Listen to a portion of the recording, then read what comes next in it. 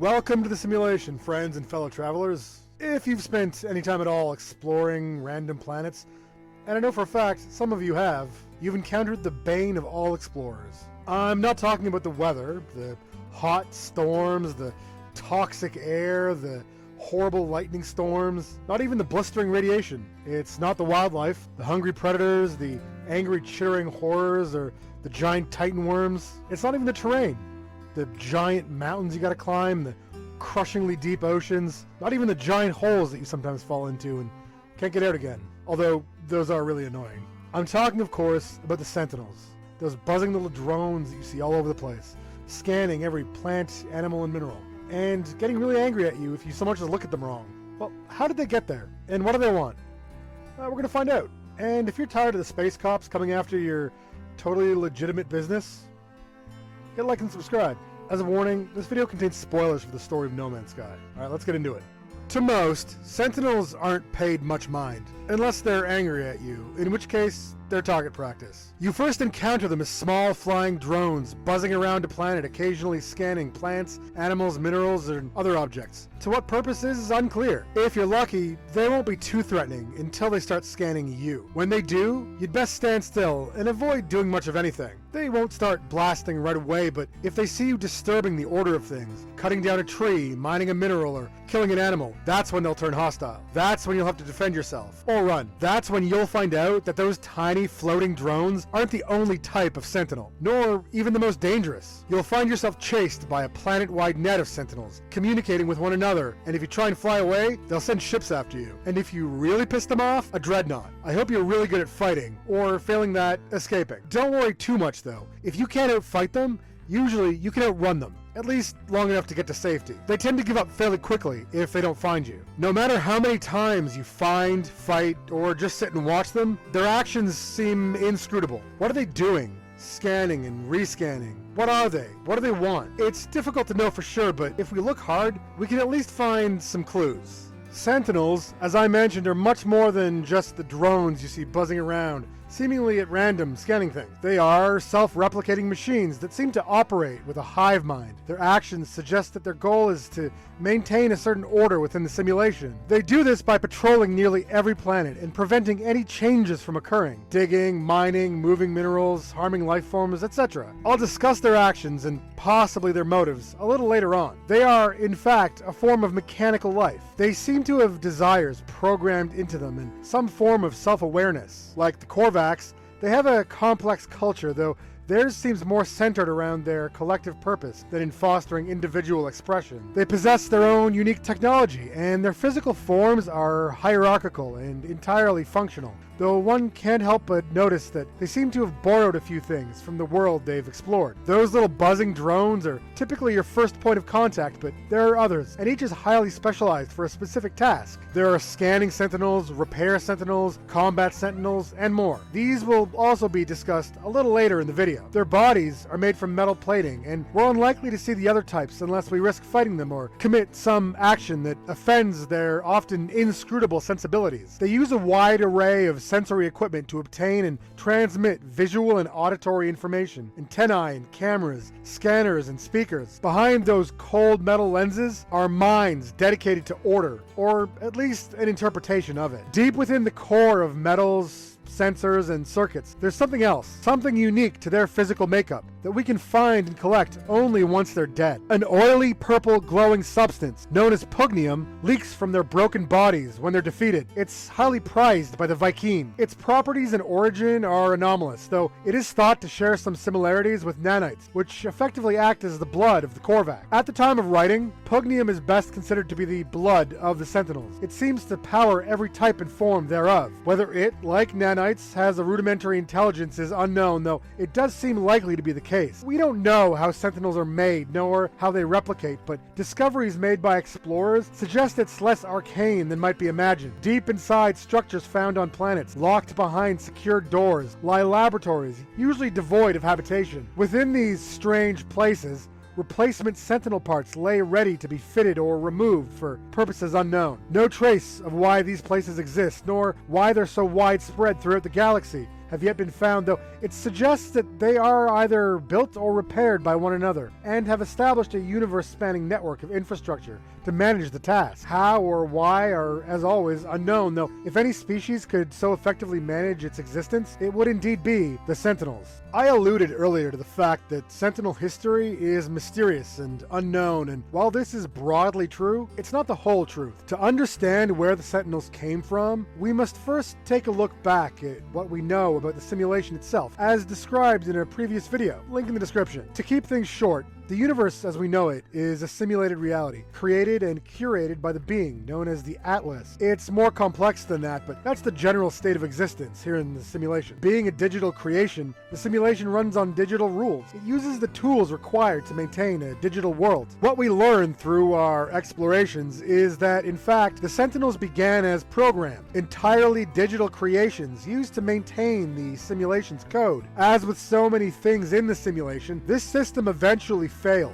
or perhaps it evolved. Either way, it became something else, as life often does, and its creator's control over it began to slip. The aforementioned similarities between the Sentinels and the Korvax were not coincidence. The two were closely tied together through their shared experience as mechanical life forms. Now, as we've discussed previously, the Korvax have been the victims of countless conflict and have suffered mightily as a result. The Sentinels were deeply aware of the collective pain of the Korvax and collectively decided to seek revenge for all of that pain. They cut themselves off from the Atlas and began to move independently. The Sentinels began attacking the Vy'keen and Gek, who in their eyes had caused such suffering. So began the Aeron War, as it's known to the Korvax. Vy'keen history records this war as a glorious campaign against a formidable enemy, and this is a fitting description, though their history says little of their enemy's motivation. Perhaps they were unaware. The Vy'keen alliance nearly succeeded in wiping them out, and to this day persist in their hatred for the Sentinels. The victory was not to be, however, when the Gek Dominion took the opportunity to attack the alliance, who had stretched their resources thin and could not now defend themselves on two fronts. The first Spawn Empire then enslaved the now unprotected Korvax, who were weakened and still healing from their collective strife. It may have been the Sentinels who granted nanites to the Korvax. Perhaps not. This seems like an apocryphal tale, but if true, it would not, knowing what we now know, be out of character. However it happened, the Korvax then injected the Gek's spawn pools with nanites and were freed by this act, while the Gek were forever changed. The Korvax, not unsurprisingly, began to worship the Sentinels, calling them the Aeron. The Sentinels, now acting on their own, began to relentlessly pursue and attack those who damaged planets and life forms. Their collective memory of the pain of the Korvax people drove them to obsessively defend the order of the simulation. Among their self-appointed duties is the elimination of rogue entities. They've removed many such beings from the universe, and many others have survived their pursuit and made a home where Sentinels cannot reach them, such as Nada and Polo aboard the Space Anomaly. Records indicate that there was a time when the Sentinels grew and endangered entire multiverse. They had been wiped from the simulation before reappearing. It's not inconceivable that this might happen again, especially since the Atlas is dying and the boundaries are beginning to fail between realities. And so we reach the evolution of the Sentinels as we know them. Their actions are inscrutable, and their broader plan for the simulation is unknown. They appear to be using nanites to infect bodies of water across the universe. The wider effect of this is not well understood, but one thing is made clear to us over and over again: don't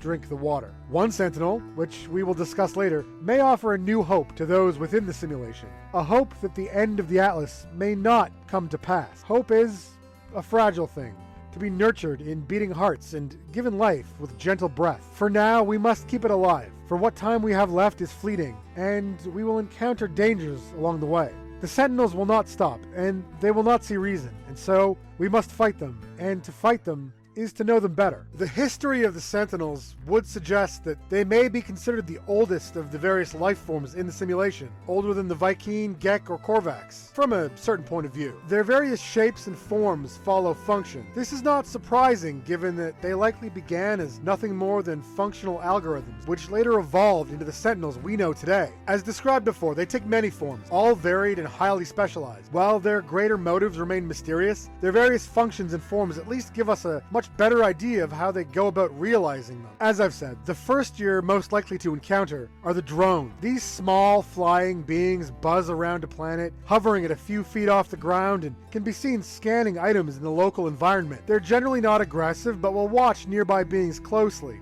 monitoring them for a time before moving on. If, during this time, the person takes an action which defies their motives in some way, they'll turn hostile. All drones on the planet will be alerted and will attack on sight. They're not much of a threat unless they form a group. Armed with fairly limited projectile weapons, still, they can become a problem. That problem is amplified when they call other Sentinels in on you to join the fight. Usually the next to show up on the scene are more highly specialized combat and repair drones. These can make the fight more difficult. Repair drones are quicker than their counterparts and can completely repair a damaged drone in seconds. The armored combat drones are tougher and hit harder. Then there are the summoner drones. These are leaner, deal little damage, and are relatively easy to dispatch, but if they're not dealt with quickly, they'll beam other drones in during a fight, which can amplify the danger. If they find you particularly difficult to defeat, they'll send in a quad or two. These are quadrupedal Sentinels that can attack at speed and hit much harder. They lunge forward and fire their laser beams with precision. Their armor is heavy and they represent a real threat, even on their own. Incidentally, quad parts are most often found hidden in various facilities, scattered across the various planets. The next most advanced planet-side combat Sentinel form is the hard-frame battle mech. Its form much like that of the Minotaur, though optimized for combat rather than exploration and resource extraction. Their weapons are powerful. Their flamethrower is particularly deadly. They possess powerful jetpacks, allowing them to move quickly across the battlefield and flank or surprise opponents. These warrior Sentinels can end a fight quickly if not dealt with. They often won't be alone, and smaller drones and quads will likely defend them on the ground. When the heat of the fight is finally grown too much for the quads and hard frames, that's when the walkers come in. The walkers are the largest and arguably the most dangerous combat Sentinels you'll have encountered planetside. They're strong, their armor is incredibly tough, and they attack with a devastating beam weapon. They charge forward, letting their heavy plating absorb most of the damage. If you want to kill one, you'll have to break through that tough outer shell. Be warned, it won't be easy. So what happens when you can't outrun them and you aren't prepared to fight? Well, why not just hop in your ship and take off? Wait, did you think the Sentinels would just watch you leave and shake their fists in the air as you soar away? Not likely. Try it and you'll soon find out that even heavier reinforcements are on their way. Sentinel interceptors will soon warp into the system and be on your tail before you can react. You'd best have your shields charged and your weapons primed. The fight's likely to last a while before you can escape. And if it goes on and you make them really angry, well, then you'll soon see that they don't like to play fair. A Sentinel carrier ship will warp into space, bringing a slew of heavy laser batteries and other armaments with it, along with an escort of even more interceptors. Now you're up to your ears in it, and things can get pretty tense if you haven't prepared. You can fight to the death or eventually escape, but now you're the center of their attention, and that's not likely to change as long as you remain alive. Of course, even the Sentinels can find themselves corrupted by Atlantidium, as discussed in my video on the autophage, link below. Dissonant worlds are often inhabited by corrupted drones and quadrupeds, most often guarding the dissonance resonators as they go about their work, drilling and mining. These corrupted Sentinels are rarely, if ever, openly hostile unless they or the beings they guard are attacked. But if you're looking for echolocators, well, you don't have much of a choice. Sentinels on any planet don't just randomly fly about. They, like all fighting forces, have their strongholds. Being Sentinels, they've made these strongholds somewhat difficult to find, but not impossible. Sentinel pillars can be found either using maps from the Mercenaries Guild, obtaining and using boundary maps, successfully engaging and defeating Sentinel forces on a planet, or one of several other methods. Beware though, these structures are well guarded, but if you're up for some crimes, it might be worth a visit. After defeating the heavy Sentinel presence there and destroying several pieces of infrastructure, you'll be able to interact with the pillar's interface. When you do, you'll be presented with 3 options. 1. Read the logs. 2. Examine and obtain a valuable weapon. And my favorite, 3. Shut down Sentinel forces. This last option allows you to effectively turn off the Sentinels for a limited time. A handy feature if you've got a certain type of reputation. Now, I've covered what they are and possibly why, but let's talk a bit more about what they actually do, how you're most likely to interact with them, and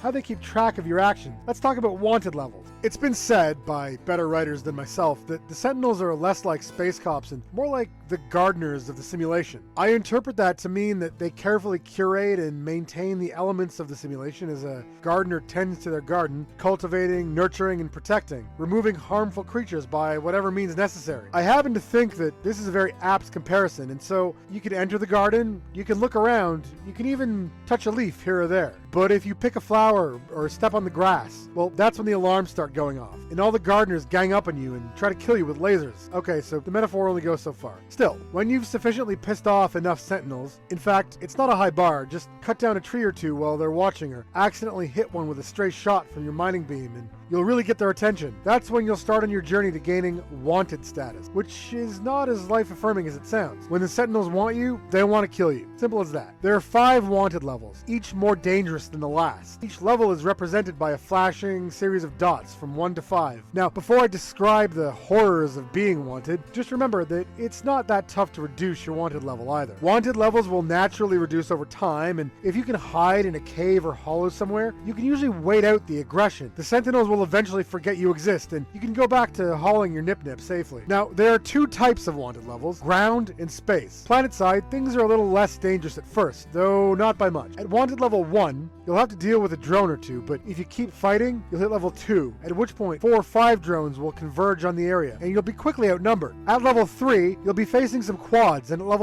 level 4, it's a hard frame mech. Level 5 is where the fun really begins, if you're into that life of crime. This is where you'll have to get real good. You'll be facing drones, quads, a hard frame, and a walker, sometimes all at once. Have your guns tuned up, there'll be plenty of lasers blasting through the air, and you're going to take a few hits either way. And that's just planet side. In space, it's a whole different game. At levels 1 and 2, you'll have to fight off a couple of interceptors. Once you hit levels 3 to 4, more will warp in, and the task gets tougher. Then at level 5, you'll see the unmistakable warp signature of a carrier ripping through space, bringing its payload of death and escort ship. Fighting back makes it worse, but you can defeat the carrier if you're strong enough. That'll keep them off your back, at least for a bit. Of course, you could get into trouble without ever engaging Sentinels, either on planet or in space. That is, of course, by hauling around contraband. Sentinels and pirates both possess the ability to scan your cargo, leading to an embarrassing situation where you have to leave no witnesses. But, that's just business. You can, of course, install a cargo scan deflector, handy to have if you're regularly making the trip from pirate systems into patrolled space, for some reason. Now, Sentinels are generally not a problem if you're obeying the rules, so to speak, but where's the fun in that? Sometimes, though, they're just always on high alert. You can find planets where Sentinels will immediately attack on sight anyone who they feel doesn't belong there. A long-held affectation of their quest for protection and their hunger for vengeance. I'll say this, at some point or another, it'll happen. You're going to have to fight them, no matter whether you're a law-abiding citizen or a grizzled old pirate. It's best to always be prepared.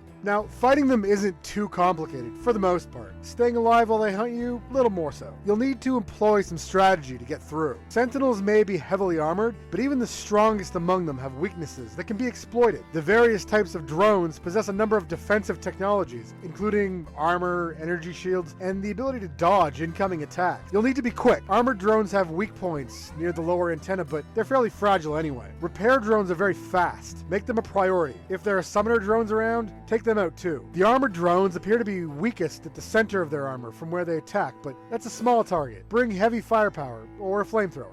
Quads come in packs and have a weak point near the rear of their bodies. Best exploited from height. Stand on something high and fire down. When it comes to the walkers, you'll have to chip away at their armor piece by piece and hope no repair drones show up. They tend to have a long reload time on their heavy attacks, so exploit that when you can. Otherwise, just stay alive and outrun them, unless you really want to fight. And if you have to fight at close range, upgrade a pulse splitter. That's usually a pretty good weapon. However you do it, have fun, and don't get turned to dust. Remember, living to fight another day is also a strategy. Besides, there are other ways to interact with Sentinels besides fighting, such as befriending them or, stealing their technology. In the course of your journey, you'll find some strange things happening in the universe, and not just the normal sort of strange things. The hive mind of the Sentinel seems at first unchangeable, but that's not entirely the case. Laylaps is a Sentinel drone who seems benevolent. Having broken away from the greater Sentinel forces, Laylaps will accompany travelers on their journey. The drone has to be rebuilt with some help from Iteration Tethys aboard the Space Anomaly. Laylaps will also lead travelers on another journey, in which they may gain access to Sentinel technology which they can use to upgrade their Minotaur, giving it greater armor, weapons, and autonomous movement and control, allowing it to aid the owner without a pilot. Having seen what the Sentinel interceptors can do in combat, you might be in the market for one. Well, good news. You can scan for crashed interceptors at autophage camps. Interceptors possess a range of new technologies and can be upgraded with standard tech as well. They also possess an ability to hover, which few ships of their size can do. You just have to clear out some old electronics and cleanse the mechanical brain using a monolith. Normal, everyday StarCraft mechanic stuff. The big question, of course, is, well, if you can obtain and pilot an interceptor, what about a Sentinel capital ship? Well, good news. Yes, you can. you'll have to defeat one in battle first. Not an easy task. You'll face waves of interceptors and fly through a sky filled with high-powered energy weapons trying to take you down, but once you do, you'll be given what you need to claim one. I won't go into the specifics, but you'll have to commit some space crimes and find out on your own. Conversely, if you're nothing but a peaceful trader who's been set upon by pirates, the Sentinels can come to your aid if you know how to summon them. Certain missions include defense chits, items you are given to call on aid if you need it in a fight. These are just reinforcement. Don't count on them to do all the work for you, but they can at least distract the pirates long enough for you to get a shot in or get away. A handy trick for a skilled pilot. Other Sentinel tech may be made useful as well, such as Sentinel weapon shards, which can be found that will increase your weapon damage and fire rate. Where these technologies come from, who built them, and why, well, despite what we have uncovered so far, still remain a mystery. There are so many wonders in the universe, multitudes upon multitudes. The Sentinels are there to protect those wonders, while also being examples of them. They're easy to hate, annoying travelers just trying to survive and patrolling trade routes for any contraband. Things get more complicated when you look a little deeper, as is the case with most things in life. Their aggression was born from a desire to protect, their rigid enforcement of order a testament to the immense pain and frustration they felt at the destruction of their fellow mechanical creatures. But anger too easily turns to hate, control to tyranny, and good deeds pressed flat make a road to dark places. The Sentinels are not evil. They're not good. They simply are. They're a part of the simulation, no more or less than you or I. Respect them when you can, fight them when you have to, and make sure you install a scan deflector on your ship. After all, you have cargo to haul and units to make, and you don't need the space cops getting in your way. Best not to give them a reason to look too deeply into your affairs. The desire to stop injustice hits pretty close to home, if I'm being honest. I, for one, can't help but think that maybe their anger wasn't entirely unjustified. But anger can easily turn into hate, and hate can lead us down dark paths. You know, they can be annoying, sure, but try and remember some of the history. Anyway, I want to thank you all for watching. I appreciate everyone who does, especially if you made it to the end. If you liked the video, please hit like, and if you really liked it, hit subscribe. And as always, let me know what you think in the comments. Oh, and before you go, I want to give a shout out to my patrons who help support the channel. Our $10 patron is Wachuki at the artisan level. Head on over and sign up for some extra videos I don't put on the channel. It'd really help me out. And remember, like them or hate them, make sure you have a cargo scanner installed. Thank you all. Bye, Internet.